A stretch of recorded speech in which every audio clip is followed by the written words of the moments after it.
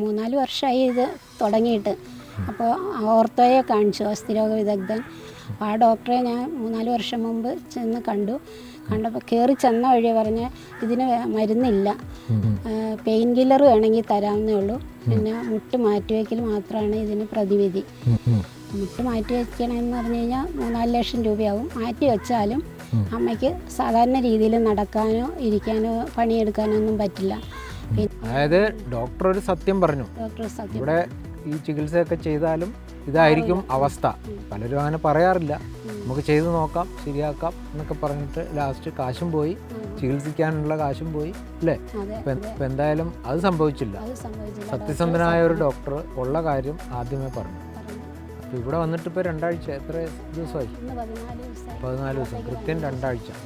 ഈ 2 ആഴ്ച സമയം കൊണ്ട് തന്നെ ഇത്രയും പഴക്കമുള്ള, ഇത്രയും ഗുരുതരമായ അവസ്ഥയിലുള്ള രാജേശ്വരിക്ക് ഇപ്പം നടക്കാൻ കഴിയുന്നുണ്ട് അല്ലേ?